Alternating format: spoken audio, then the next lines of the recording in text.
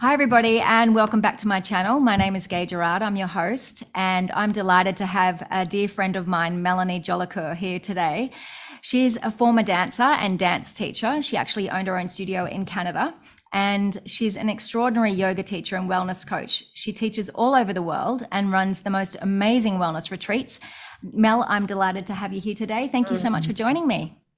Thank you for having me. It's so good to Such just an honor. reconnect. It's just such an honor. Yes, yes. Yeah. So I'd love to wind it back. Let's just sort of, before we get into the health transformation and your health journey, let's just start right back from the beginning. What was your childhood like and where did you grow up in Canada? I grew up in Quebec. You might hear it from my accent. Yes, yes. French part of Canada. And I had a really beautiful childhood in the nature. So I was really in the countryside Mm. and loving parents. I had this, so grateful for my parents because, it's not everybody that can get to a father and a mom that are so into their role. My mom is just a symbol of unconditional love. And my dad was just a strong, masculine figure, leader, and big personality. So he inspired me a lot as well. And yeah, I had a brother. I have a brother. I had a sister. My sister died when I was young, so I was introduced to death very young. And it was very an interesting process to me to know that someone is there and suddenly they're not there, you Mm. know.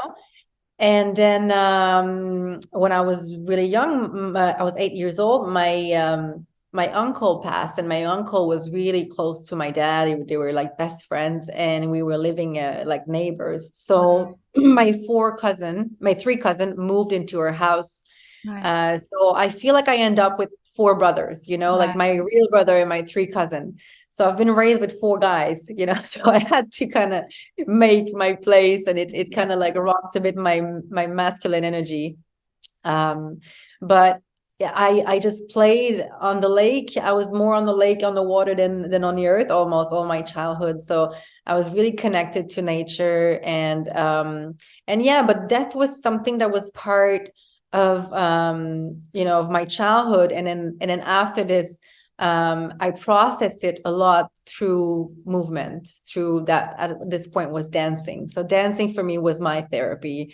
It was my way to let it out and to express myself. And music was just like melody for my soul. So it became kind of my medicine without Mm. knowing it really. Like it was just something that I was doing to process, but at the same time passionate about it. And then at one point I said, I want to do this. This is what I want to do. I just want to dance. I just want to, and everybody's like, well, dancing is not really something that you can live on, so you should find a real job.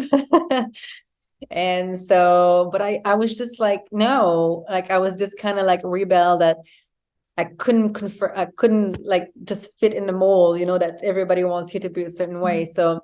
So I pursued this passion, and at one point I met my best friend at grade 5 of a secondary. We have in Canada, we have secondary, high school. It's different a bit. Right. So, and we became best friend, and we were dancing together. Then we started dancing for singers together, and we opened our dance school together in 2000 that was 2003. Right. Opened a dance school together. And What then kind of at this dance were you point, teaching, may I ask? yeah, well, I was dancing as a career as well. And when you do this as a career, you have to just adapt to any kind of, if you're hired and they need a disco girl, then you're the disco girl. If they need the hip hop girl, you're the hip hop Right. girl. So I was more a performer than really narrowed down to one style. So I could do any kind of style, but my dance school was more urban dance.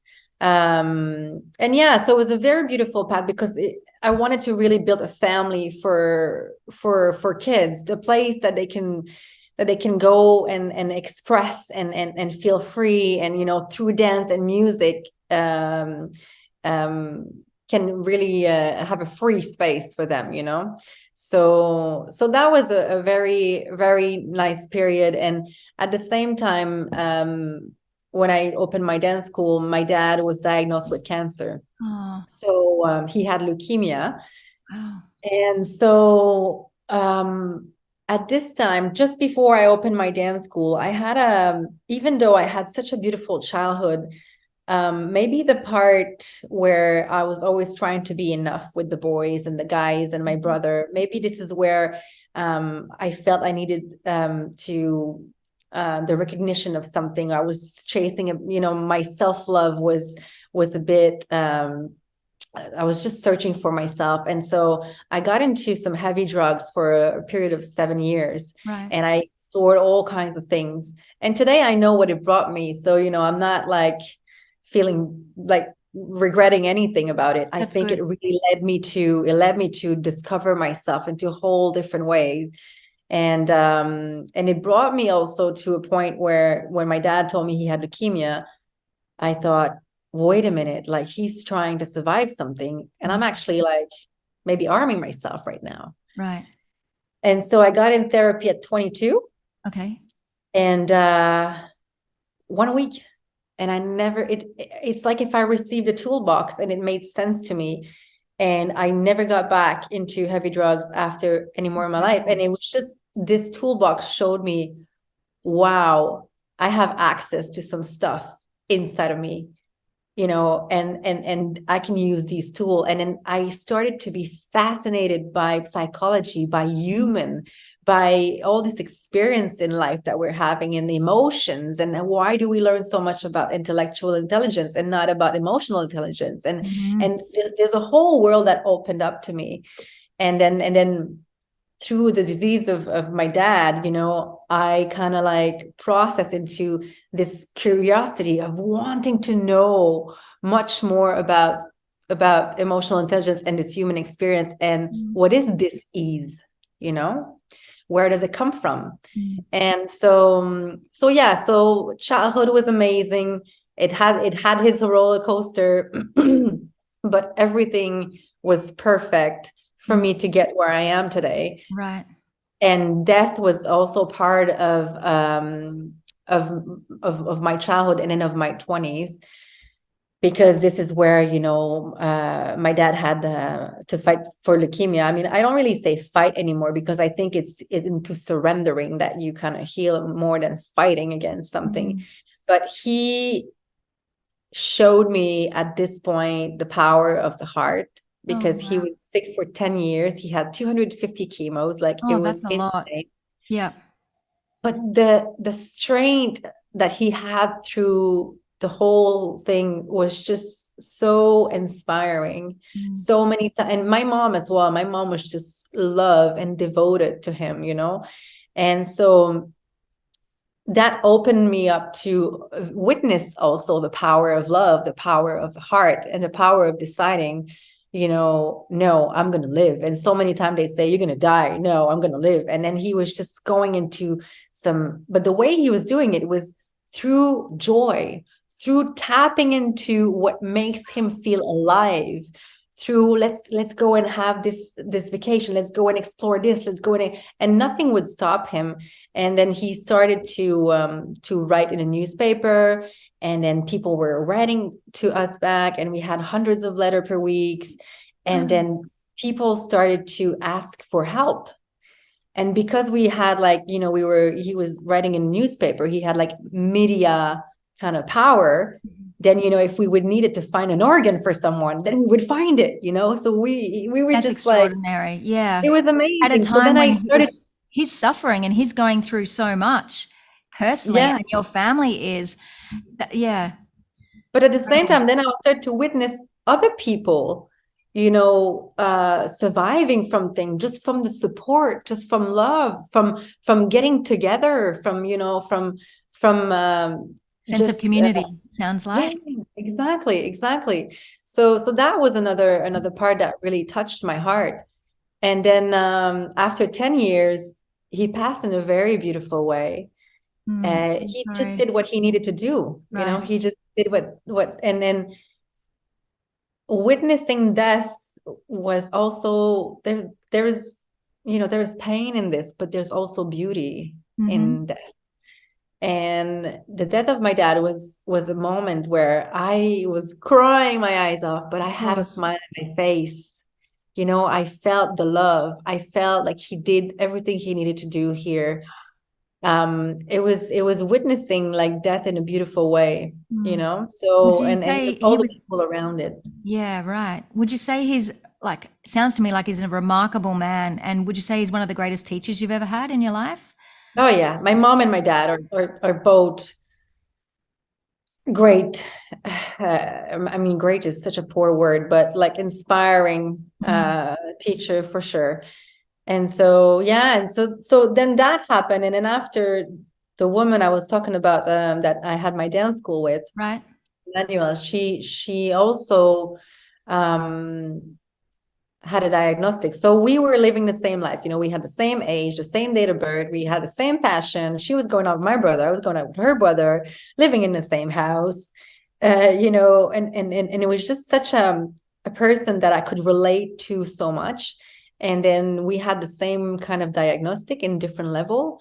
And I was okay, but she died at 32. And that, you know, my dad was a really big moment to understand the power of the heart and death and all of these things. But Emmanuel, she brought me freedom into all the illusional fear I had. It's like if suddenly I realized that I get one more day that she doesn't have, because I had the same age, you know, and I had the same. And I remember my dad saying, you know, guys, cancer can be 1 on 2 today. It can be one of you. And it really did happen, you Wow. know. And so I thought, I lived, she died, I get one more day. I can take a flight, bungee jump somewhere. And if I die, I still got one more day. And it's like if all the fear went away and I thought I could do whatever I wanted to. And even if I would fail or whatever we want to call it or die, I still got one more day. So it was just like a power that came in me. And from that place, um, I was, I wanted to just live and explore life in a different way. And I wanted to understand what else is out there for us that we don't know. What else is out there than traditional medicine? You know, after spending, because 10 years in traditional medicine with my dad and the chemos and all of this, and then Emmanuel, and just right after Emmanuel, my boyfriend at the time, his mom also passed, and I took care of her until she died. So it was just back to back witnessing this, Right. and witnessing the traditional system. And then after they all died, I was like, what is going on? First, why are we so sick? Second, where is the information? And what about the emotions? And what else is there in the world? And They're all big questions. Yes. And so it started to happen in me, like questions started to rise in me. But when it rises the most is one day that I went into the desert of Morocco, and I had to walk 10 days in the desert in silence. And this is where it all came to me clear that I wanted to make it a mission for me to, like, I was not wanting to have a child or get married or have the house or all of these things.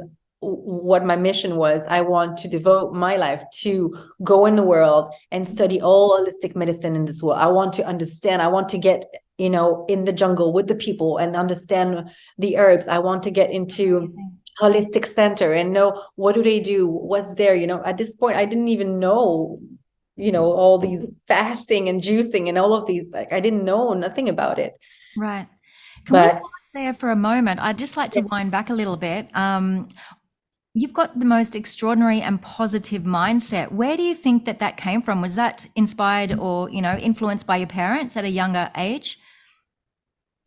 thank you for saying this. Yeah. And also through therapy as well. It sounds like that really did give you the toolbox, as you say, to be able to maintain such strength and through a time of such incredible emotional devastation and grief. Like, how did you just get through all of that with such positivity? And it sounds like you made a real conscious choice not to be a victim, but to really, you know, use it to sort of grow. And I think of course I had some beautiful example, like, you know, like my dad and like all these people that gone through the storm, keeping this beautiful attitude. And I saw how different life was for them to be this way through challenges. And on the other hand, I do feel like love is the most powerful force. And I do feel like my mom was a really big part of that. A lot of love, you know. And I think that the more that you go into the journey, you know, I always been thriving in life, but I did had some dark side. I did had some dark time in my life. I never really been depressed, but it's like if this I think it was more about the self-love, like searching, you know, for this self-love to go, knowing that there's something deeper than the external world. Because when you live any trauma in your life, and it doesn't matter what it is, you know, if you didn't get the candy or someone died, and when you're suffering, you're trying to express it.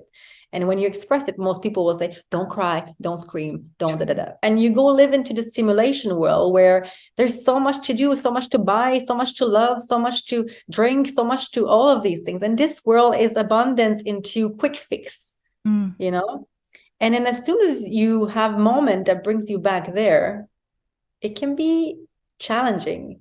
It can be empty.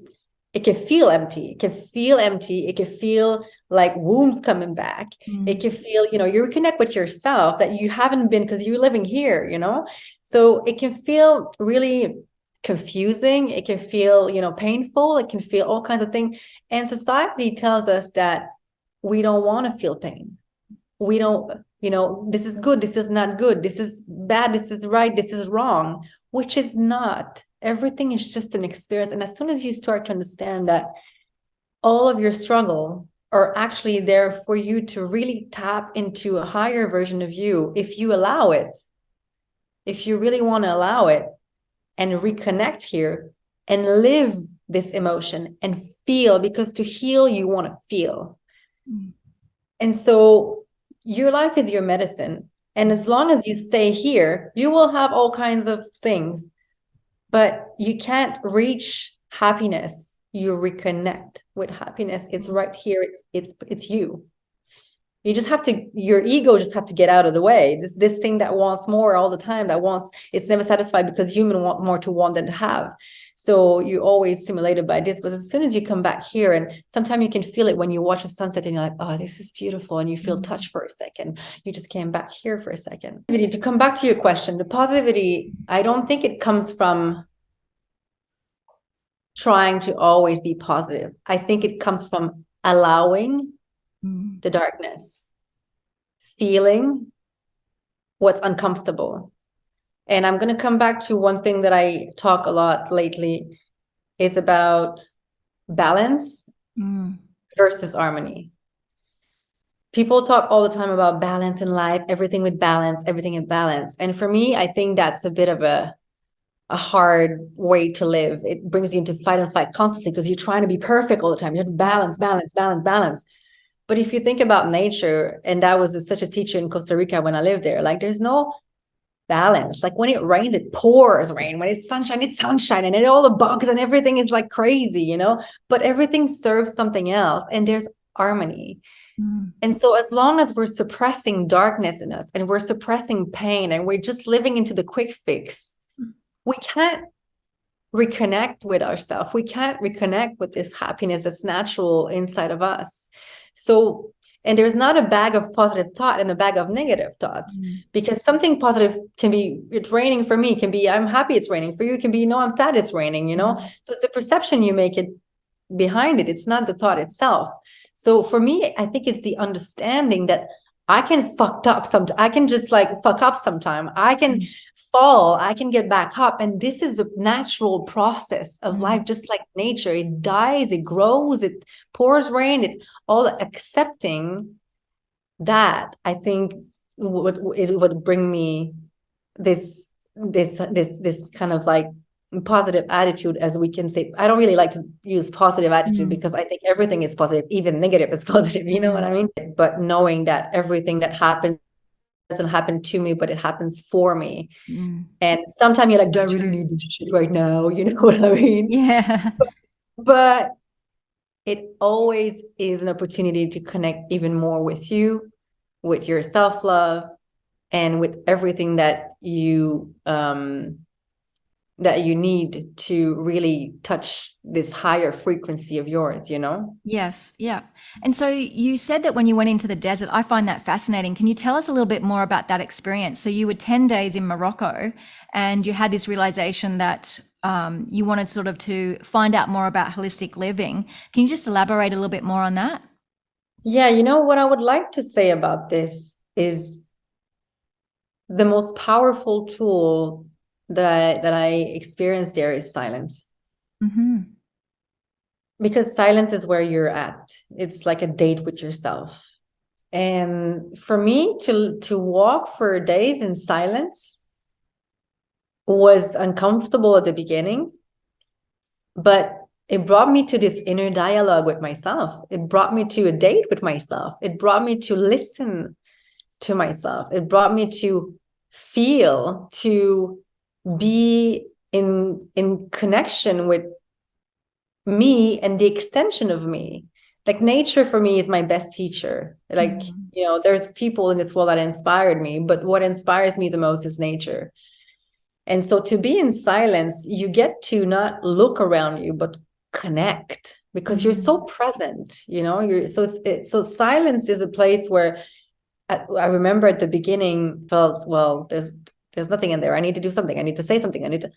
But as soon as you start to embrace silence and allow it and be with the uncomfortable place at the beginning, at one point you create this relationship with yourself. And today I would say even that on the other side, my human interaction is limited because when I'm constantly with other people and doing outside stuff, I almost miss myself. Like I miss my inner dialogue because this is where I get all my inspiration. This is where I listen to, how do you feel today? What's going on here? Okay, you know, so yeah. So Where did you learn to do that though? That's really interesting that you have that awareness. well, I think the desert was one part, and I also think that when I was in India, at one point I was doing I got there for a meditation course, and I remember like, you know, paying and getting into the course, and then Indian, they're a bit more tough onto your learning experience. And then I remember after, like in the first day, I was like, okay, I'm going to sit and start to meditate, you know, and then you know, I sit and I close my eyes, I'm like, oh, yesterday I ate an apple. Oh, the apple was good. Oh, yeah, that's kind of. And you just go with the whole thought process. And when you open your eyes, open your eyes, my thought, and you just like you can't get there. And I go to see the guy, and I say, "What do I do? How do I meditate? What do you do? Like, what's the trick? You know?" And he's like, "Just sit in silence." I'm like, "Okay." So I tried again, sit in silence. And then after, you know, another time, like, do I think about a color? Do I put my hands a certain way? Do I have to place my body in a certain way? What is meditation? What do I do? It's like, just sit in silence. So I go back, sit in silence, and it's very frustrating. And after I'm like, I paid for this class. I want something. Give me something. What is meditation? It's like, just in silence. And I remember after like 10 days or 2 weeks, I don't remember exactly, but I came to him and I said, thank you. I understand. It's such a personal process that, you know, when you live in here all the time, this external world, you think that your answer is always here. That's why you ask some of the people, you ask how to do this, what should I do? But when you start creating this connection and this relationship with yourself in silence, you open a door to such an abundant world, you know, and the only way to experience it is to experience it and to do it without someone talking, without guided meditation is beautiful at the beginning. And I do guided meditation, you know, I do it for people. So I think it's an amazing way to start to meditate. But at one point, I do think that in the silence, this is where you meet yourself. So it didn't really came in a way like, oh, I'm going to experience silence. It just came more like, okay, I have to do this because it's brought up to me. And through the experience, I was like, this is comfortable, this is uncomfortable. And I just like, I'm just going to be with it, you know? And then I realized the relationship that it created for myself. And then I wanted to know more. And then in India, I started to understand a bit more and more, all the way to still today, every day, you know, I create this relationship. But it took a while. I remember saying to myself one day, like looking at a tree and be like, I just want to be able to take a walk by myself and look at a tree and be happy without anything else. And I remember saying to myself, to be honest, raw honesty, this is fucking boring. Sorry, I'm swearing. No, But you're okay. I remember saying this to myself, you know, I just want to go and have fun and party or go out or whatever. Right. But I said to myself, I'm going to promise myself to put in the effort to do it every day, or to do whatever I need to do to be present, letting go of the past and the future, and to find a way to really embrace just the walk and watching a tree. This is my goal.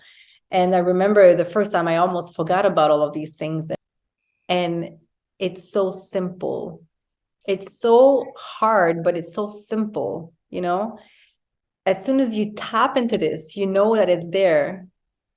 Then it's like if you open the file of information, because we all know about the present moment. We all know about politics. We all know these things. It's all filed into our brain that we know. But as soon as you don't open the file, take it out, have a real experience with it where you laugh, you cry, you do bubble with your nose, you just like all over the place. And then it drops into your heart, and then it becomes an understanding. And then it's part of you. You can revisit it. You can remember it. I don't think you learn something new every day. I think you reconnect with something you know already. That's beautifully said. Yeah. Oh, yeah. So beautifully said. I love that. And so at what point did you discover the yoga and also the juicing and the holistic living foods? So talk to me about the foods, and then we'll touch sort of more on the yoga. So after the desert, I always mix dessert and dessert. So if you don't let me know, I'm talking about the sand place. After that walk, I came back home and I met a man, and I fell in love with this man. And he was playing hockey in the Austria leagues at this time. And he asked me if I would move to Slovenia with him because he was playing there for that year. Okay, so just before I left for Slovenia, I had my dance school. I had my dad that was there taking care of, my stepmom taking care of. I was running like a network marketing company. I was working my ass off.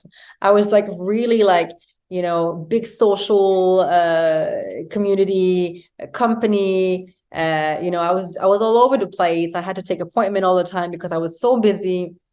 And so when I arrived in Slovenia, I didn't have any more school. I didn't have any more car or, house or friend to call or cell phone, even like someone dying that I was taking care of. I didn't have any more things that was what I knew before. So I had kind of a death of the ego that needs to identify to a personality, and that didn't seem that was not that nice, So there's like days you just cry and you don't know why, and it's like, who am I, what am I, which way, where? Yeah. And so I went into this whole thing. What do I do now? Like, I was a dancer most of my life. I was so identified to that, and when you identify so strongly to something, you don't open the doors to be something different. So that was the place where I let go of everything I was. And I was starting to transition to the unknown, allow the unknown, allow the emotions. And at one point, I felt the desire to work again or to do something. And because in Slovenia, they had a war not too far ago, and it was hard to work there, even for people in Slovenia. And I didn't speak Slovenian. And so having a job there was super complicated. And my boyfriend at the time said, Mel, you know what? Like the hockey team is paying for the apartment. We have a car. We have some food. Why don't you just take it easy?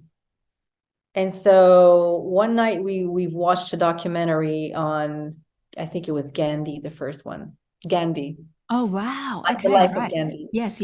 And I was just so touched by this. And then we started to wanting to know everything about like all these inspiration of this world, like Nelson Mandela, and then Luther King, and then it went into documentary about, you know, the planet, and it went into the food, and it went into, and then we started to watch stuff about you know, like animal cruelty. And I remember crying my life like for 4 days watching all the documentary about like was that Cowspiracy? Was that Cowspiracy? Yeah. Oh, there was like Earthline. There was like I cannot watch Cowspiracy. It's too Cowspiracy for sure. There was Fork Over Knife. Also, I got into Gaye. I got into Food Matters, and Food Matters was really interesting because the Gerson therapy as well. This woman, I follow this woman about all the juicing part. And then there was another woman, a French woman called Irène Grosjean. And this woman was like, one night I was just sitting there listening to her, and it felt like every word she was saying, I was like, yes, yes. And it felt into all my body like it was so right, you know? And then that night I said to my boyfriend, I said, I don't really feel like eating meat right now. And he said, me neither. And we just thought, today we're just not going to eat it. And then the day after, I was like, I don't feel like eating it today too. Like, I just don't. And just it never said I never said to myself, I'm a vegetarian, I'm going to become a vegetarian. I just did one day at a time, didn't feel like it, and I just never missed it. Amazing. And it just felt suddenly like a piece of corp for me. And I just feel like I was like eating death or eating life. And there's a whole different thing about today. I think very differently. At the beginning, I was like, vegan, I can't do this, I can't hurt, I can't be part of this. And it was a whole like no to this. Today, I understand different things about it. And I know that, you know, even like hunting can be really helpful for nature. And I think it's important that everybody has their own way to find what is good for them, you know. But for me at the time, this is how I started my path with food. And the other thing is that because I didn't have money, because I was not working, I was not doing anything. And it was, you know, a new relationship. So I didn't want to ask the guy, do you want to buy my little cream for my face and my stuff? So then I started to think, well, maybe I can make that myself. So I started to do all my thing for my hair and my creams with food. So I started to experience this whole nature pharmacy, you know. And then I was like, wow, wait a minute. So being broken and being in another place where I couldn't work, completely disidentified to everything, opened me up to curiosity. And I started to watch documentary after documentary, books after book. And I didn't work for 6 months, which I never did. I always had 2-3 jobs in my life since I'm 14. Right. And I didn't work for 6 months over there. And I just studied. And one thing leads you to another and to another and to another. And then I was like, okay, now I want to go in the world and feel it. So India, so, you know, different places, and understand Chinese medicine, Japanese medicine, Ayurveda, and Tibetan medicine. Amazing. And then you go from one thing to another. And yoga came into my life at the end of my stay in Slovenia. And to be honest, I hated yoga. Really? I hated it. Because I was a dancer for 15 years. And at the end of my career, I developed a lot of pain in my back. Right. Like I would sneeze and get stuck, you know. Oh, yeah. And then the doctor told me, you have degenerative spine disease, and that's going to degenerate all the time. So you better like start to figure out what you want to do with this. Mm-hmm. And I heard that, but I didn't really believe it. Like, it's like, if I'm going to be okay, but my body was really struggling. So I had like, my body was like, I had to learn how to walk straight again a few times because I had so many crises in my spine. And so the first time I did yoga after my dance career, like I couldn't touch my toes. I couldn't do anything. And I come from a world of performance where you have to be the best in dance. You have to be. So for me to not being able to use my body in the way that I could was very challenging for my ego. It was very hard to accept. So I actually hated it. And at one point I see this video, it's on YouTube. there's a guy that was in the army and he did a lot of parachute jump and broke his knees, and he's like big belly in a wheelchair and everything. And he started a program of yoga, and you see him at the end of the video just running in the field, and he has this whole transformation, and there's this Coldplay song playing, and I'm just crying like, wow, this is amazing. I want to know about this thing, you know? And it was Diamond Dallas Page, DDP Yoga. And this guy was a wrestler guy, so he's not like typical yogi guy. He's like, not at all. Yeah, I didn't do yoga with good voice, you know. Yeah. And I thought he was funny, and I thought like this transformation was so inspiring to me. I'm saying, you know what? I'm gonna give it a shot 1 week with this guy. So I pressed play for 1 week in my house in Slovenia, and I just did whatever he was saying. And I was not comfortable at all, but I did it. And I remember at the end of the week, like I saw my neck, like normally it was just turning a little bit, not much range. And then I was like, whoa, I have so much more range into my body. What's going on? That's and I incredible. remember starting to love every pose more and more and feeling the difference in my body. And that was just a body experience at this point. I thought yoga was something we did on a mat. Yeah, right. Until I started to get more curious about it. And I understood that actually 10% is on the mat. And there's a whole other world that's off the mat. Okay. In the 8 pillars of yoga, there's only 10% that's the asana. Asana is the posture that you do. And actually the asana, they're just a mirror of your life, you know. If you learn to breathe in an uncomfortable pose, your body memory your body will create a body memory to learn an uncomfortable moment. Of course, your asana was created for you to be able to sit and meditate without pain, and also to cleanse your organs, to create more clarity and all of these things. But I mean, you can say enlighten, but I mean, it brings you into a different wisdom when you accept where you're at. To be good at yoga is not to touch your toe. It's not to perform into a posture. You know, it's to accept where you're at first. And the most difficult pose sometimes is not handstand. It's shavasana. It's to lay down and just be with yourself, you know? So there's a whole misconception about yoga in the society today, you know, that it's all about performance. But yoga is a Sanskrit word. And if you translate it to English, it means union. So every time you create union with your body, your mind, your soul, you do yoga. So if you're looking at the sunset where we're talking before, and you're just like suddenly like so present and you're connecting with yourself in this very moment, you're creating union with your body, your mind, and your soul. You're doing yoga. And you're just sitting on the beach watching a sunset. So yoga is in everything. Is it honesty? Is it not harming? Is in, you know, your action that supports your words? It's in gratitude. It's in joy. It's not about performance. It's a lifestyle, completely lifestyle. It's creating union with your body, mind, soul in everyday life, you know? Yeah, that's beautiful. Yeah, I agree, definitely. And I felt the same way about yoga. When I first did my first 2 classes, I was just struggling. I look stupid. I feel so uncoordinated, and I danced as a child as well. And I did gymnastics, and I thought, this is crazy. What a waste of my time. And I thought, I'm never coming back. Why does people do this? Yeah, treadmill and everything. Yeah, exactly. Exactly. And it wasn't until I was cleansing and doing my very first juice cleanse in Thailand, I think in 2010, I was there for 4 weeks and I just had nothing but juice for 4 weeks. And that was when I really discovered yoga and meditation and cleansing together. I felt like this was this new pyramid that I discovered, and each one of those complemented the other one and just brought a real sense of harmony. And then I started to transition into this whole new mindset. Just a new world opened up for me during that time. Yeah, allowing the uncomfortable to teach you.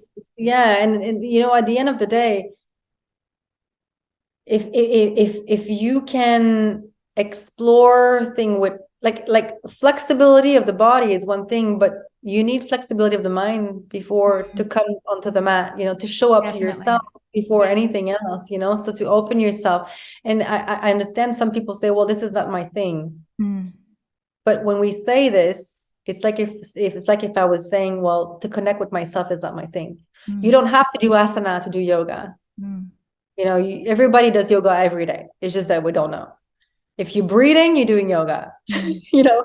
Good point. So yeah, so but then there's the asana, of course, that you can get into or not. The meditation, you can meditate when you're in your car or driving. You can meditate like, and this is how I teach today as well. The way that I love to teach is like, okay, there's the ego, leave it at the door. Let's go crazy and wild here, explore darkness and light and accept where we're at. Mm. And if we're falling, we're happy to come back up. We're not mad about falling. Everybody's the same here. We're all doing this together. We're in this together. That's You know, great. I don't want to go like, I'm doing a show in front of the class. I can take my leg all the way up to there. And if you don't do it, well, you can get out of the class, you know, like it has to be welcoming, joyful, fun. There's so much rules everywhere in the world. Can we just have a space where we can just be free? And it's about being free. You know, yoga is I also love about being that. free. Very true. And you mentioned that you discovered the Gerson therapy during the Yeah. time that you were looking at the documentaries. Did you implement any of the strategies? Did you do anything? How deeply did you go into that? At the beginning, it was all knowledge that I was just like piling up. And as I said before, sometimes it takes a real experience to well, now I have to start doing it, you know? Right. And so I had an experience of fasting right after my dad died. I did my first 5 days of there was water and there was juice as well. And I remember seeing the white of my eyes becoming more white, my skin changing. I remember my level of energy changing. So I remember that was my first introduction of it. Then after this, the Gerson therapy, yes, I did some carrot juice, you know, but I was more into like a study mode. I was starting to eat more plant-based for sure, but I didn't really got into the juicing like experience until a big challenge happened into my life. I mean, I did it a few times, like 1 day a month or some things like this, or a water fast 1 day a month. I started to understand the power of intermediate fasting because I was teaching a lot of class in the morning. And for me, having food in my belly when I was teaching was not really comfortable. Right. And then I started to see I have more energy. Wow. Wait a minute. Okay. So then the digestive system is not using all this energy to digest. So I get more energy for other things, you know? So it makes sense. It made sense to me slowly. But the real experience was when I had to do it for my own health. When I had 1 day I had a tumor in my ovarian, how you say? Yes. Yep. Yeah, and then I was actually in Thailand. I was just arriving in Thailand at this time. That's 6 years ago or something like this. And I was just arriving in Thailand, and I had this I had a crazy experience, you know, when you're allowed to explore darkness and light in a crazy way. And I was conscious about this experience, but I pushed it a little bit further. And at one point I got disharmonized and I got sick. And then when I went to the doctor, there was this thing inside of me. And I was like, okay, now it's time to do everything I know on me. So that was my first time when I said, okay, I know stuff. I never really had to really use it that much. I mean, I used some things, you know, a little bit like alkalining my body when I had a cold or when I was sick. I was choosing some food or using some creams and stuff or essential oil, like small things like this. But on another level, that was the first time where I was like, I feel like that might take me to like a really dis-ease place, and I need to act now on it, you know. And so this is where I got all the herbs, the juicing, the sage, everything that I knew. And I decided to isolate myself into a room by the ocean and just juice for 15 days, because the doctor said to me, in 15 days, we're going to operate you and take this out. This is urgent. You know, we have to do this right now.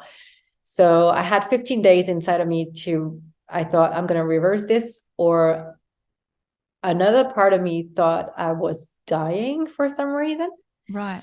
Today I understand that it's a part of me that was ready to die. Like something in me was ready to let go, to transition to something else, because we have a lot of death and relife into your life, you know. But at this point, I was okay to die. In some ways, it was a very strange serenity kind of feeling. And so I was just completely surrendering to it. And I decided to just juice for those 15 days. And whatever happened into this room for 15 days, like I cried, I laughed, I screamed, I meditated, I did asana, I went all over the place. I talked to myself, and I do think that all of this was powerful, but I do think that it brought me to an even more powerful understanding. And that was when I started to put my hand on my belly and to start to acknowledge this tumor. Wow. Start to just like be, you know what, you're part of me. And it's been days that I'm hating you. I don't want you in me. I'm just like angry at you. But you know what? You're part of me right now. And I'm just gonna love you. And whenever you're ready, you can leave my body, or maybe I leave with you. But for now, you're here. So I'm just gonna give you all my love. And I started to have a relationship with this tumor. I started to love it, to give it some attention, because everything that happens in you is a product of ignorance. You've ignored something for a long time. Right. You're responsible for everything that happens. Absolutely. And then at one point, the body's like, I want to say something. I want to talk to you. Like, I don't have time. I don't have time. And at one point, you're like, now I need to talk to you, because it's a bit arming, you know? And so I felt I needed to just give this attention and love.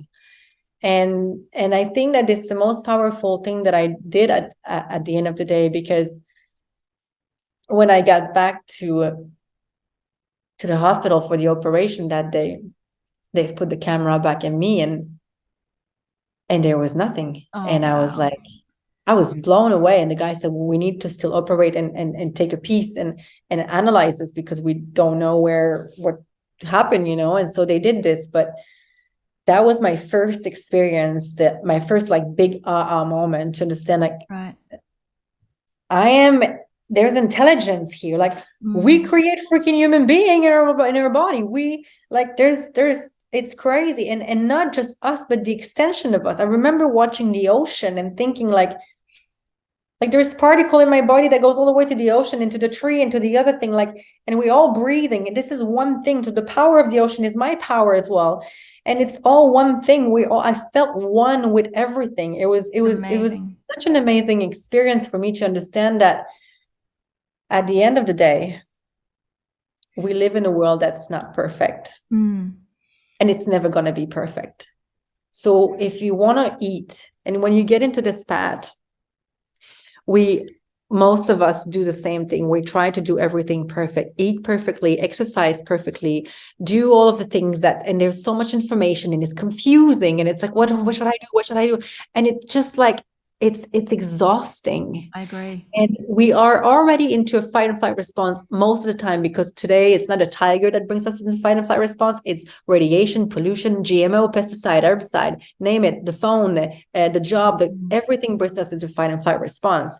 And when you're into fight and flight response, you get less saliva to digest the food. Your nervous system is suppressed. Your immune system is suppressed. Your digestive system everything is suppressed for you to survive. So if you don't abuse onto resting and being instead of doing all the time, you keep staying into this fight and flight response. So if you want to try to perform being Zen and perform eating good and perform all of these things, that can also harm you. So my conclusion on, raw food cleansing, and all of these things is that whatever you do, if you do it and you feel tense, you're not enjoying this, you're doing it just for a result, for a quick fix, to get something, you're not going to get there, because the next step after the food and after everything you try to do to get into your health, I do believe that it's your frequency, your vibration. Amazing. And to raise your vibration, it takes much more than food. It takes much more than one thing. It's a whole, it's holistic, but it takes connection. It takes joy. It takes gratitude. It takes allowance, the darkness, the light, the feeling. To elevate your vibration, because then I believe that you can actually eat a whole pizza and be enjoying this moment so much that it's not going to harm you. And you can, on the opposite, eat a big, beautiful salad perfectly, but like you feel tense because actually you would want to eat something else and you're not really happy with this and it's actually harming you. Right. So I'm not saying to eat pizza every day, but what I'm saying is that there's harmony in this as well, to understand that your state, the perception behind the thought, the perception behind the intention behind what you're doing is actually much more powerful than what you're doing. Right. And so that's the really important point, because now that I'm working in, like, I've been working in, I don't know how many wellness centers around the world the last few years, and I see people coming in there exhausted and trying to perform, doing everything perfectly. And that is not helping them. And the first part is to accept where you're at with all you love, to start to shift your vibration, to allow the feeling, to allow to be lazy, to allow to feel well, to feel unwell, to feel like shit one day, to feel like joy another day, to allow all of this. Understand that you are not your emotion. You're just having an experience with it. And that is a guide. That's your GPS that is working. You should be grateful to know that your GPS is working to tell you a direction, instead of not listening and to be like, oh no, I feel. If you're going in the same road all over again and hitting your head on the wall, you can keep going as much as you want. But there's also maybe another world where we can create something beautiful and new and bring you to a whole different dimension, Right. So if your GPS is telling you something and you're suppressing it, and you're trying to be like the book is saying this, well, I have to do this, then you're still in control comes from fear. You're still into performance, you're still into ego, you're not into allowance, you're not into a frequency that will allow you to tap into your highest power. That's amazing distinction. Yeah, incredible. When you were actually in that period of 10 days, when you were doing this juice cleanse and by the beach in Thailand, and for the first few days, you said you hated the tumor. At what point would you say it was surrender? Like, at what point did you just come to that exact realization, I can go on hating this and it's not going to give me the outcome that I want? Or how did you know to completely, it was a total mindset shift. What was the thing that triggered you to say, okay, now I'm just going to love it and embrace it and see if I have a different outcome? I think that happened when you get out of the way.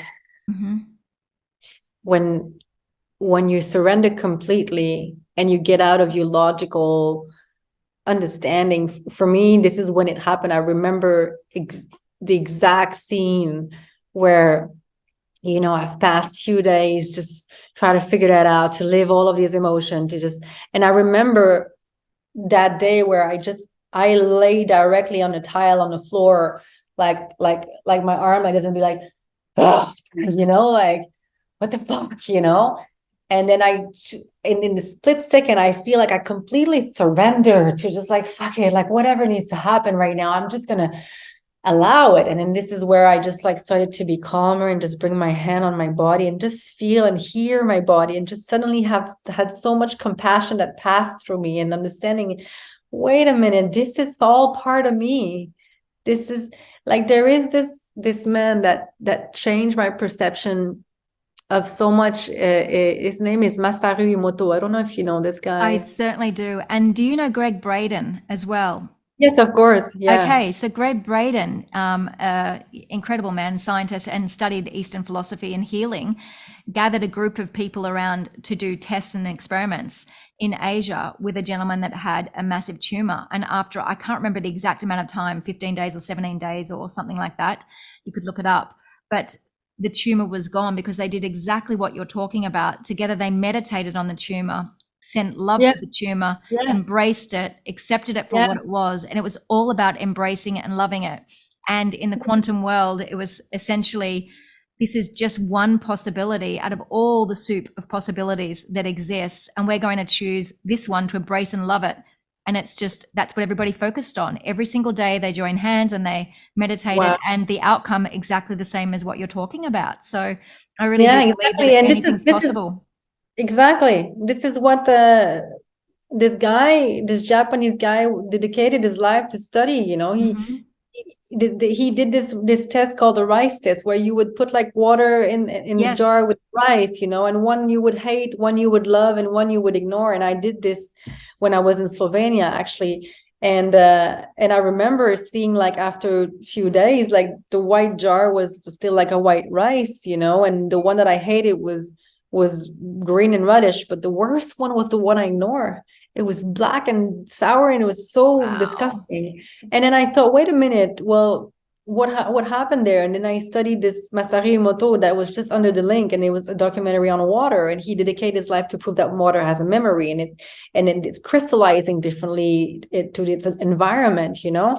And then I started to say, well, I'm made out of water. So if I don't like this part of my body, that's like, oh, I don't like this part of my body. So Yeah. I'm actually arming it. Or if I ignore a part of me, I'm actually arming myself. So when I lay down on this floor and I was just surrendering, I also had this I was remembering that, to understand that, like, this is also part of me, and it if the water crystallized differently just through love, all of this can change. And on the other hand, you know, there's the other part sometimes that people say, you know, oh, well, you know, this person did all of this, but she died anyway. And this person, we're not going to save everything all the time. Death is a natural process of life. And at this point, I also accepted that maybe I die, or maybe I'm sick, or whatever was going to happen to me, you know, or for me. And so it's not about the magic thing to do. Whatever happens for you, whatever happens, if you're going to heal, if you're going to live healthy, if you're going to be sick, how, in what level of peace do you want to live this?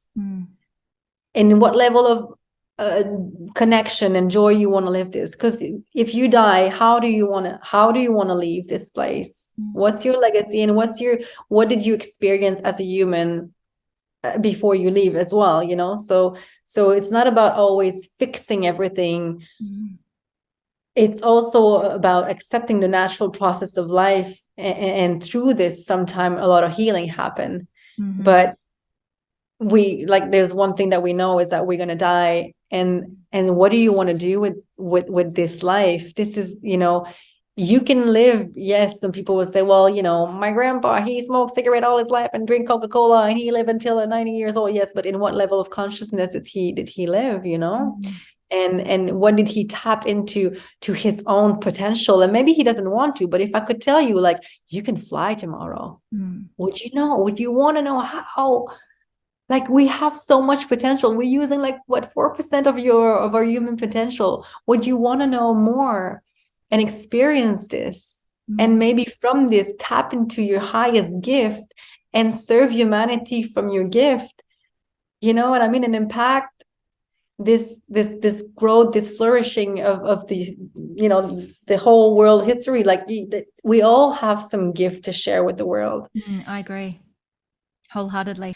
So during that time in Thailand, when you were doing the juicing and you came to a place of surrender, at what point did the juices kick in? Did you feel some kind of change physically in your body, and like a mental shift, like a calming?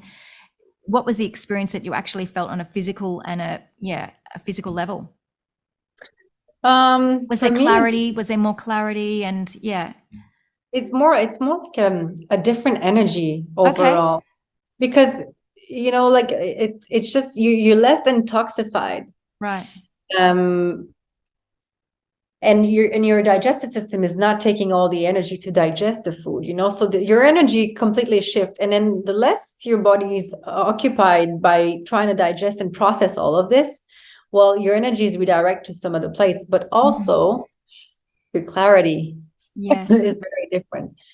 So the first thing that I started to feel is more clarity into the brain fog, the visions, the intuition, and then the energy as well. Because the first sign of detoxification is dizziness and headaches. So, at the beginning, it's a bit more uncomfortable. But then after 3 days, I would say, I started to feel much, much better. Amazing. For sure. Okay. And, if today, if I would say, if I would take my, like, when I think about, if we talk about food and juicing and my way of food in my life, let's say, I would say there's like 4 main group that I would choose. Like the first group would be hydration, like to hydrate myself. And I understood that is not through water. As much as we think, people say, drink water, drink water, drink water. Like water passes through you. It doesn't really hydrate you on a cellular level. Right. So to change hydrating myself with water, using more tea, using more electrolytes, using coconut water, using like flat water. And today, flat water, let's not get into the subject. There's a lot of things there. So, and to get it from the food, to get it from the fruits as well. So when you're juicing, you're getting the hydration from the fruit and the vegetables. So you hydrate yourself much more. That's a big one.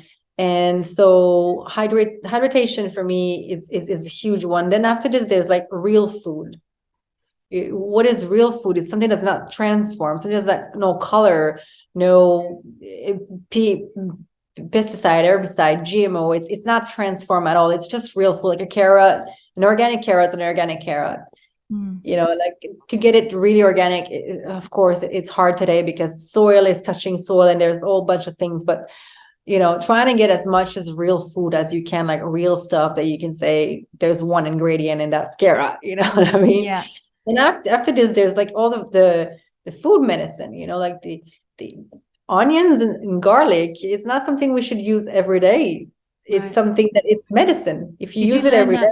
Did you learn that in India? A restaurant in India that will never serve food with onions and garlic, because they understand that it's not only this, but it's medicine. And if you use it all the time, you become used to it. And when you want to use it as medicine, it doesn't really help you that much because your body's just used to it.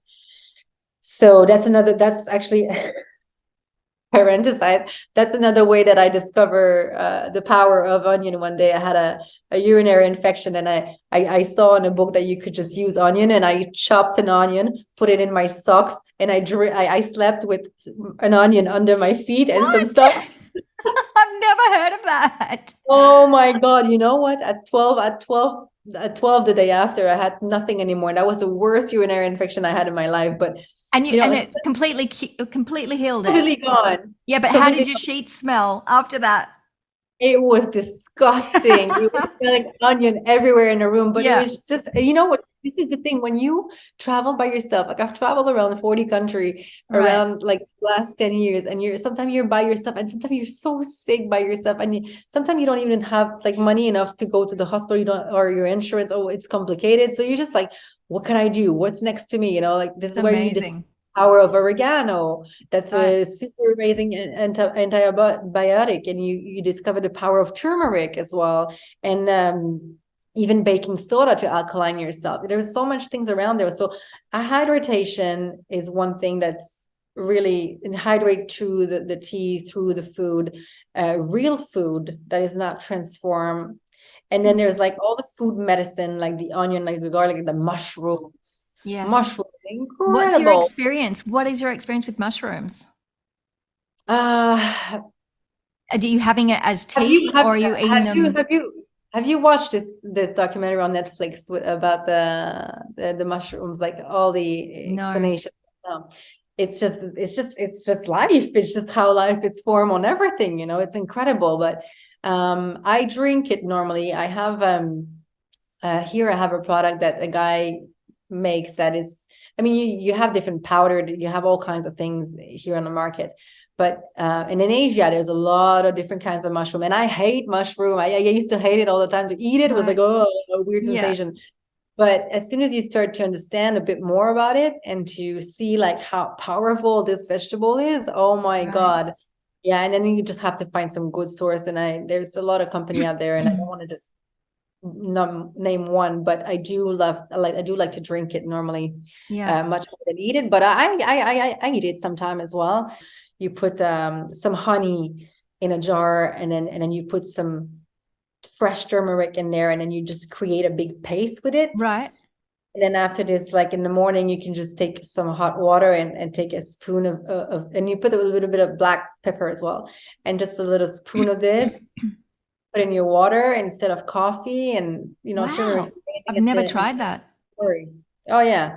Right. So is that more of an anti-inflammatory protocol? Like, what are the benefits of doing that? Oh my God, turmeric. There's like a list, Mm. like a list. But of course, anti-inflammatory is one of Yeah. the main ones. But Right. it's just such an amazing spice, even for autoimmune disease. For so much things. Like it's just Right. there is some spice, but again, you have to find a good quality. You have to find what's real, because there's a Mm. lot of things that are not really real, and they're processed, and there's in the market. And like if you go to the pharmacy and you try to buy vitamin C or vitamin D, personally, your body can only absorb a certain part of it, and the rest your body is trying to eliminate it. So it's actually making your body more tired, so that brings me to my last point, which is high vibration food. Right. And that includes the sun. Mm. Like what happened? Why people think that the sun is so arming, which is the thing that creates all the vegetable on this planet, all our food on this planet is the sun. The sun has so much for us. I'm more afraid of the reaction of the sun and the solar cream in my body than the sun itself, because we all know that solar cream is another subject that has so much things in it. Mm-hmm. But I mean, when I go to the beach, and this is why I choose countries where I can have fresh fruits, and I can eat some coconut, and I can have this available to me all the time to nourish myself. But when I go to the beach, for me, the beach is not a lot of places you go to beaches and it's like a party place. It's like everybody's having a beer, we go to the beach, yeah. For me, the beach is a sacred place. For me, the beach is food. Right. Like this is where I lay myself on the ground in the sand, where positive ion, negative ion, magnetism of the earth, anti-inflammatory from the earth on my body, and receive the sun 15 to 20 minutes per day. That's food. Right. That's food. It's a So fantastic outlook. the ocean, the magnesium in the salt of the ocean, there's like the joy, the feeling, the gratitude, the sun on your skin, like this is food. Food is in so many, it's not just something you put in your mouth. Food is for body, mind, and soul. What food do you put in your body? What food do you put in your mind? What food do you put in your soul? How do you interact with this? Meditation is food for the soul, like gratitude, joy, all of these things. So these four groups: hydration, real food, food medicine, plant medicine, whatever it is, and high frequency, high vibration for body, mind, soul element that Mama Gaia gave us to tune into. I think that this is all part of the food. Juicing is one thing that is amazing because it allows your body to, but I do think that it can bring you clarity on this. It can bring you a deeper relationship with truth and nature. Beautiful. And that can guide you to having these realization. Do you think it enhances your creativity, your ability to focus as well? Of course, because it's all the pineal gland and the pituitary. I mean, it's all the brain fog. You're releasing the brain fog. You're releasing and your digestive system is it's like another brain, you know, it's almost like the first brain. So Right. and I would say colonics is also a big part. Oh, I That's, was going to ask you about that. Right. Yes. What's your yeah, experience with them? when, when I did my first colonics, I would always remember like there was like this little window that you can see what go Right. out of you. Yes. I've done a few in my time. And you're like, is that the wire that in me? That is that what was in me? You know, and it's Right. like a big chunk of like black kind of rubber thing that goes out of you, like So would you say anaconda. that's mucoid plaque? Would you say that's what it was, or? Oh, it's a mix of so much. Yeah, I can imagine. Yeah, but it is the only thing to say is that as soon as you see this going out of your body, you're like I need to do this once a year at least, you know, like there's a lot That's of things right. that get stuck in there. And then starting to change your way to eat, and you just become more conscious. I do think that you can't do anything from a place of um just wanting to get a result to please others. I agree. Yeah. This is the thing that we do. Why do you want, at one point I said to this person, I said, okay, you want a six pack? Okay, perfect. Why do you want a six pack? I want some abs. Doesn't Oh, everyone? because you know because it makes me feel stronger. Okay, it makes you feel stronger. Why? Give me another reason. Because it's kind of nice. Okay, and then why do you want to be nice? Because then, you know, like it's more attractive. Okay, and why do we want to be more attractive? Well, because, you know, like then maybe I can find a partner. Okay, and then why you want to find? Because I want to feel love. So at the end Mm, of the day, if you ask someone why, all the way to the end, we all want to feel love.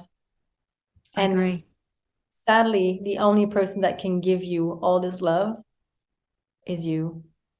And you connected to the extension Yeah. of all of you.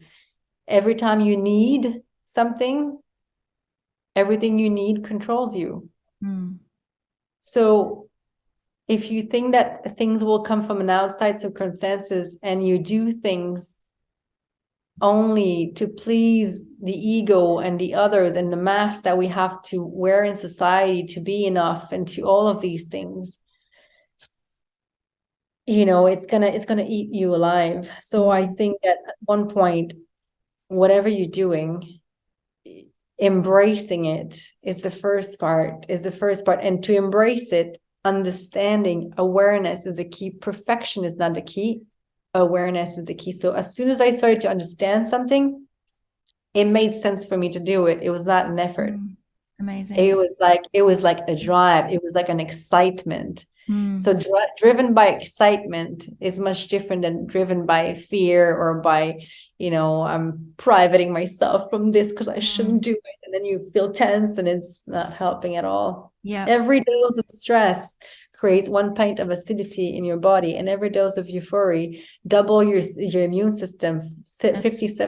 wow. That's I didn't know huge. that. That's incredible to know. So I'm curious. I know from my own personal experience when I was on this juice cleanse, and just when I transitioned into raw food and I started this health journey, if you will, I noticed a lot of synchronicities and I began to understand that I was entering into a state of flow. Did you experience that as well when you sort of after Morocco and then, you know, when you did your juice cleanse and so forth and you learn about the different documentaries and you ate more plant-based food? Did you also sort of step into this new paradigm, if you will, you know, of flow and synchronicity speeding up? Tell me some fun stories that perhaps happened to you during that time, if you Oh my experienced God, that. So you bless have. my face.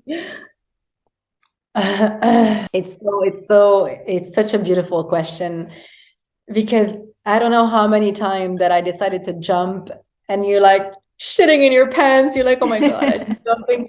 And then you do it, and then there's a net right at the last minute to just get you. And the net is not even just a net, it's like beyond your imagination how it gets you. Life surprise you in so many ways when you start to get out of the way and to just really trust life over human, Mm, because human is all perfectly imperfect, wounded. mm. But if you trust life over human, this synchronicity you're talking about, oh my God, choose one. You know what? I think that the first one was probably the first one is what I like about the first experience I had is that it led me to today.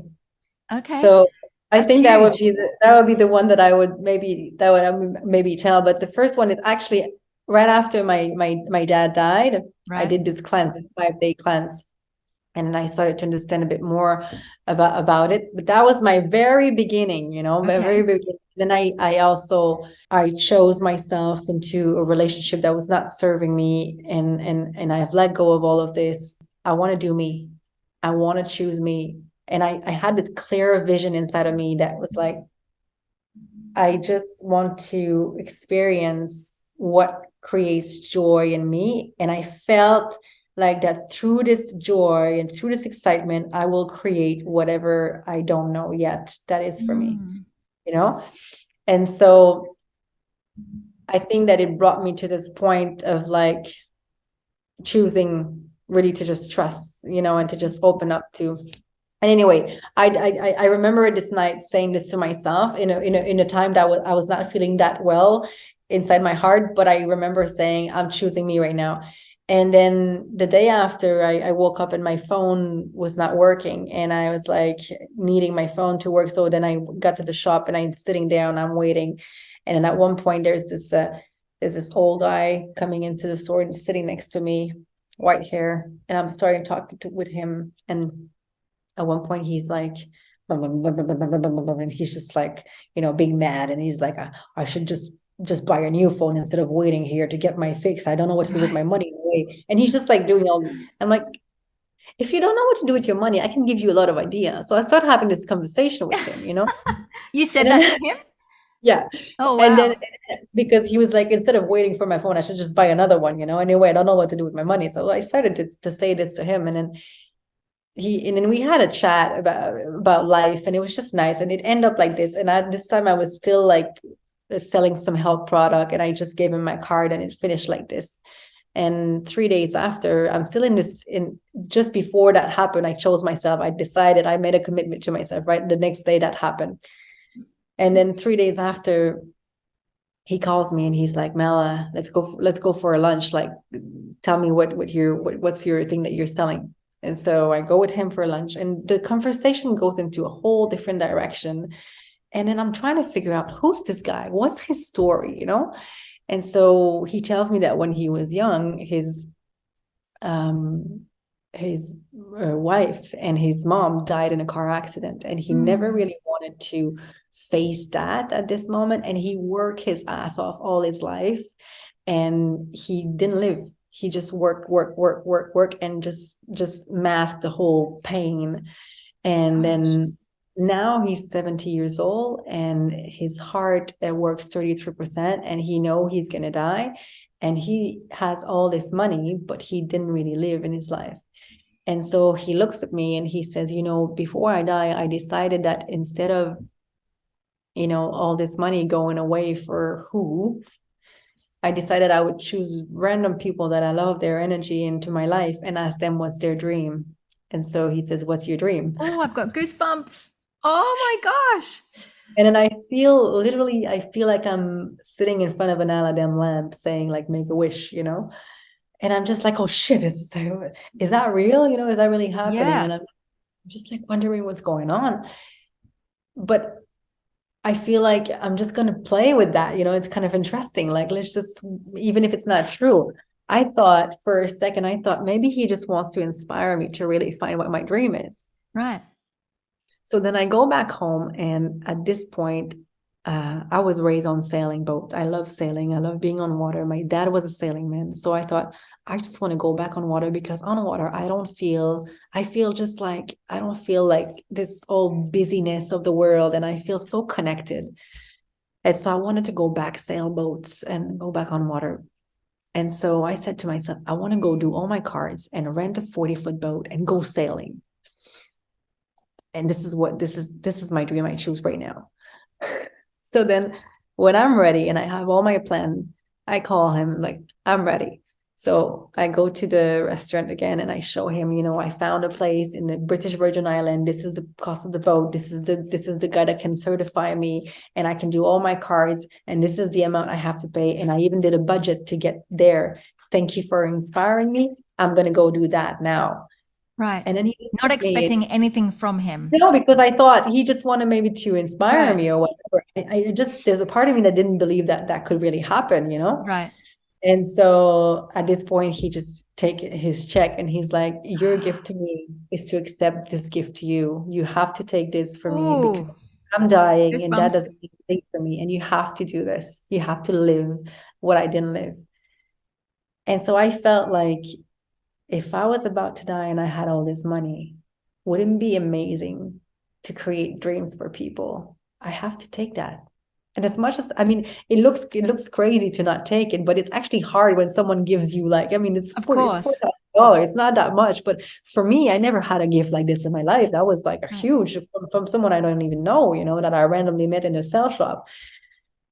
So, but I knew right there in this moment, I had to just accept this gift, And so I accepted it. And then I thought, wow, this is me. This is my dad. This is a dream. Like I'm going to do this. And I asked my brother, can you come with me? Because like we need to do this together. Right. So we bring the ashes of my father even on the boat, and we did this trip where we got certified.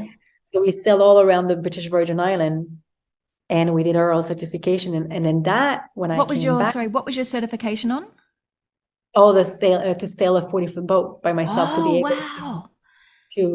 because I was born on this, so I knew a lot of stuff about it. But to Right. rent a 40-foot boat, you need to have your cards, you need to have a Right. marine resume kind of thing, So we did this together. It was amazing, and so that is 10 almost 11 years ago. That was the first time that I really started to follow my heart in a way that it was like scary a little bit, but I'm going to do it. And so I got to the BVI 10 days. I came back home. Right. And then this other friend came to me, said, Mel, I'm testing this retreat in the desert of Morocco. Right. And I need to test my trek before I do it with other customer. I need to test it on someone with hypnosis and silence in the desert. And can I use you to test it? So then I said, okay, this is how I end up walking in the desert of Morocco. And when I came back from the desert, this is when I met the guy I fell in love with. And then I went to Slovenia. So since that day, since the boat day, I never lived back home. And it's been 10 years. So that's amazing. So one thing led me to another. Yeah. From that first Aladdin land, that first jump that you're like, I'm choosing myself right now. Right. And I don't know, I don't want to understand if I would have think about how I'm going to do this to travel the world. No way I would have found out how, because the first 2 years on my account, I think I have $200. Gosh, that's incredible. And I've been to the BVI, I've been to Morocco, I've been to Slovenia for 1 year. I studied my life off and discovered all these things, and all of this, it's impossible. I would have understood how to do this. Right. I would have asked myself how, but it was why. What's driving me? What's inside of me, this passion that wants to travel, to be curious about life, to experience, and to after share with the world. So it's just a beautiful story because I surrendered to the whole experience, chose to choose myself, and a lot of them came in the way. And then since that day, it's been 10 years all over the world, and then just one thing led to another. But there's so many stories, from sleeping to freaking hammock on the beach, not knowing what I'm going to do tomorrow to eat. And then the next day I'm in a castle, and I'm there's so much amazing story. And this is why I'm actually starting to write a book about all these stories, because every time I tell one of the old story, people are like, Mel, you got to just write them down and just share that with the world. It's healing, So yeah. I really do believe everything is connected by like an invisible red thread. I definitely believe that. I look at my own life and look at where I am today and all the different things that I've done. Every single thing that I've done has led me to the very next thing. And in some way, I bring the learnings that I've had from one job or time in my life, and it crosses over into the very next thing that I'm doing. And it just means that I walk into it with some level of confidence, and also I think a sense of trust and faith that everything's going to be okay. Exactly. Yeah. You're putting the finger on it. What happened when you do this, when you step into the unknown, when you throw yourself into the unknown, you start to create a relationship with trust, because you see how magic and beauty happens every time you choose yourself and it's uncomfortable. You see how it unfolds into such magic if you allow yourself to not being a victim of it, and really rise from it and take what is given to you. You start to create a relationship with trust with life. And then after this, when you, the last situation that I had in my life where I was like, oh my God, you know, that it's painful, I remember saying to myself, okay, I'm crying today. This is really painful. This is really hard to live. But you know what? I know something amazing is coming. I knew inside of my heart, deep down, that something amazing is about to come, because I love that. yeah, and it just shifts you. It doesn't mean that you're not living it. You're living it. I was crying my ass off. I was living all the emotion, but a part of me inside of me knew that something greater is coming to me, and I just need to create the space for it, you know. Beautiful. So I've got two other questions for you. So if somebody is looking to transform their own health and start a journey into health, and they're right at the beginning, how does somebody start? Do they start with the food? Do they start with breath work? Do they start with meditation, yoga? What is your best advice for somebody looking to make a positive change in their life? I think that everything is going to be different for everyone, because we're all different. That is for sure. I think that they need to start with what resonates with them first. Them meaning not the ego mask that wants to perform or please someone else. So I think that the first thing for me that I would say to do is start to create a relationship with you first, because it's been since you're a kid that everybody's telling you how to do and what to do and when to do. And when you're 17, they tell you, find out what you're going to do, because what you're going to do will define who you are. I don't believe in this. I think that who you are will define what you're going to do. But society molds us into the doing. So come back to the being, I think, is the first step. Come back to the relationship with you. Get out of the whole stimulation world. Reconnect. If it's painful, cry it. Allow it. If it doesn't feel good, it's okay that it doesn't feel good. You have to pass through this. It might not be comfortable. It might be comfortable as well. But if you can just allow it and recognize that there's a beauty into this, there's light, or there's freedom, and then there's happiness in there that's coming. But if you see it as, I'm a victim, this is so hard, this is, and you can really go down with that, you know. But if you're able to recognize the mini me, this little girl in me, like maybe never had this attention, can I start by giving it to her, giving a hug to myself, giving attention to myself, self-care, abuse on resting. We are too much into fight and flight. You know how many people, when they stop working for a second and they feel guilty?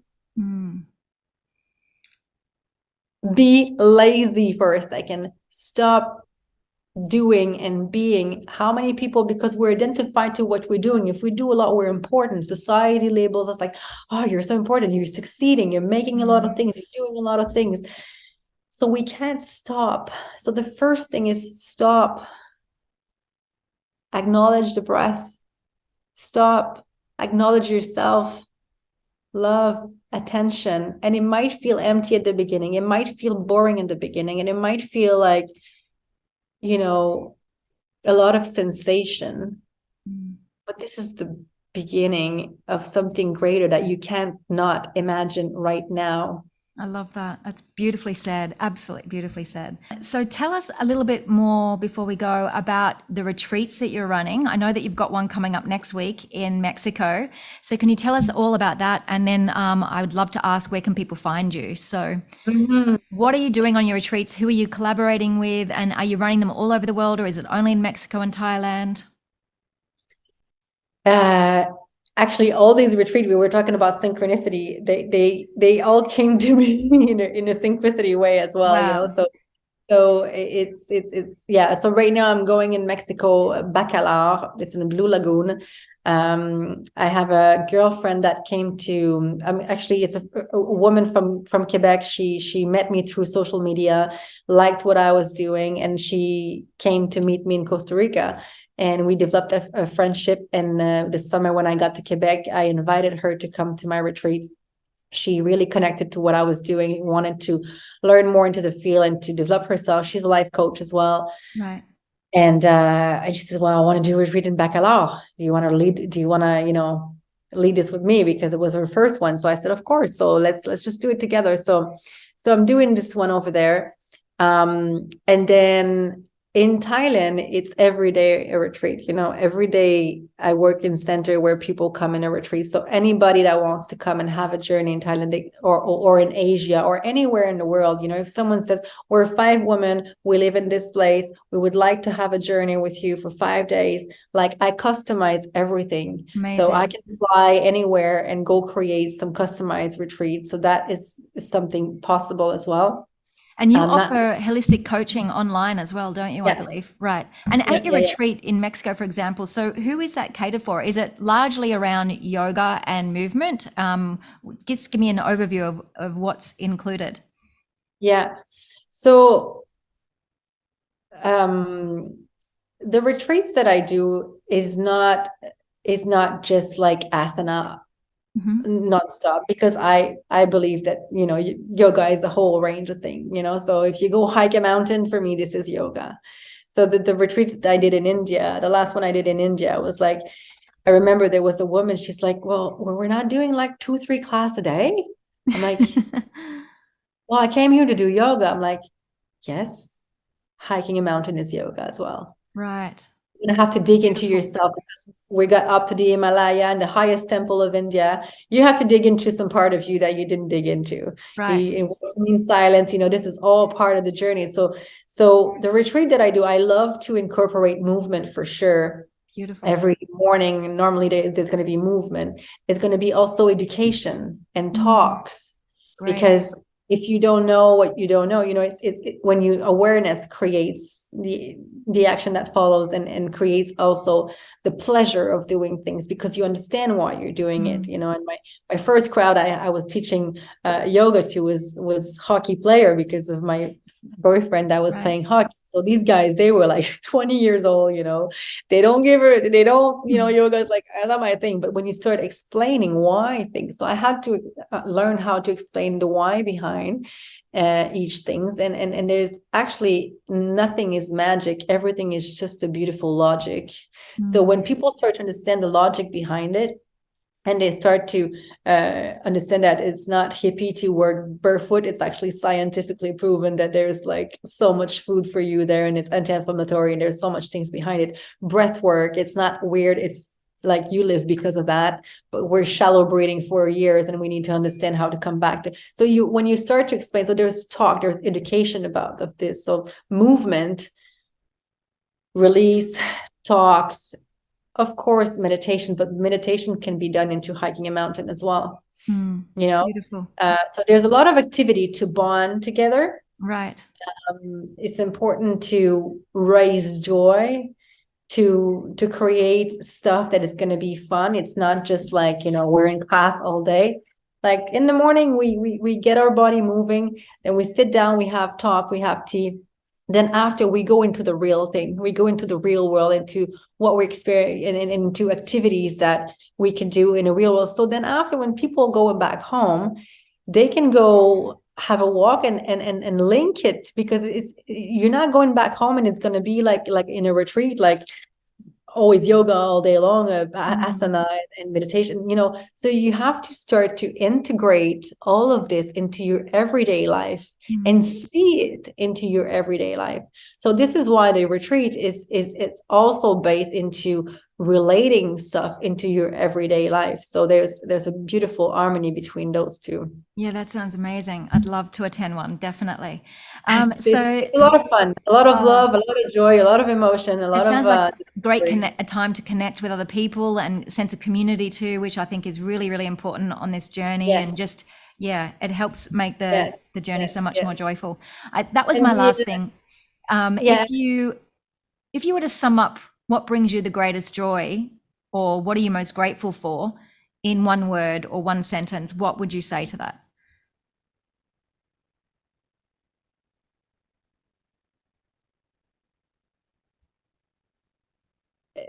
It's when I get out of the way. When I can tune into right here, right now, and just be love. Beautiful.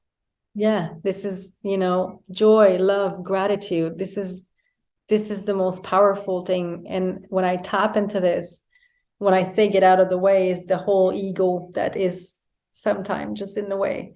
So when I get out of there and I can just forget about what I need that controls me and all these illusional fear, and I can just be into this pure space of here and now, no past, no future. This is just me here and now, and experience this just true love from this. Beautiful. Okay, so where can everybody find you? What's your website? And I'll put everything in the description box below.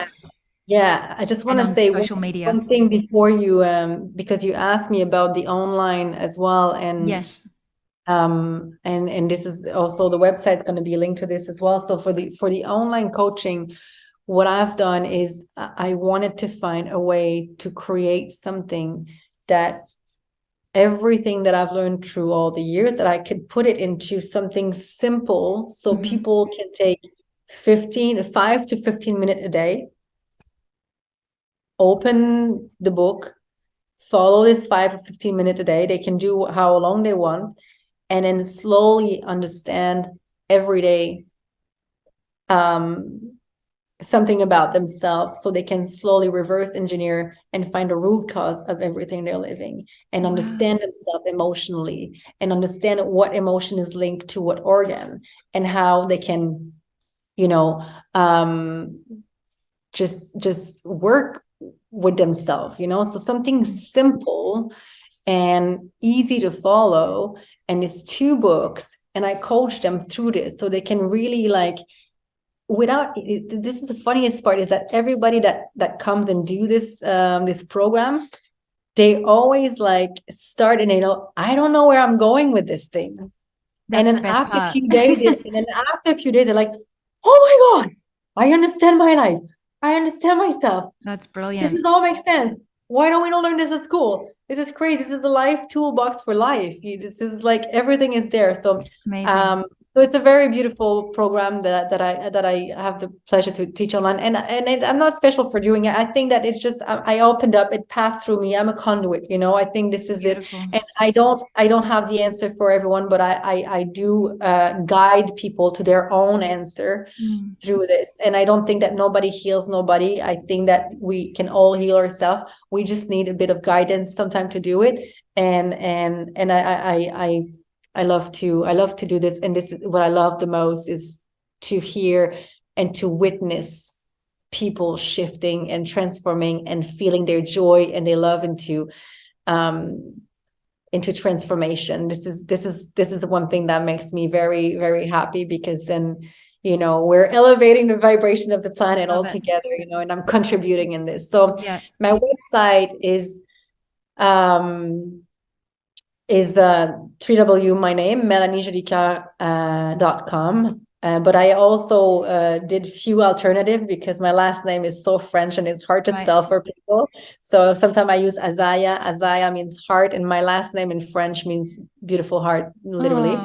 So it's like kind of like a Sanskrit word that could help too. So yeah, so I'll send you all the links if you want to That'd be put it on great. there. Yes, And my absolutely. Instagram, I love to follow people and I love them to follow me and to exchange. It's for me, Yes. social media is a beautiful way to connect. So it's mel.azaya, Azaya, mel.azaya, MEL. And yeah, for me, it's very creative space. And I love to see the creativity of everyone and to connect through social media as well. And to utilize this in a nourishing way, because there's a lot of things on there that I can be, agree. yeah. So yeah, come and see me there, come and meet me there. I'd be very happy to hear about all stories, and if I can guide in any way, it'd be an honor. Oh, beautiful. Mel, it's been an absolute honor to have you here and just a real joy for me to be able to reconnect with you during this Yeah, time and just so share so special. many stories. I could talk to you for hours and it's just been honestly a real blessing for me. So thank you so much for being See, here that's a and gift for me. sharing. Like you are part of one of those gifts for me. Just meeting you in one of those retreats. Yes.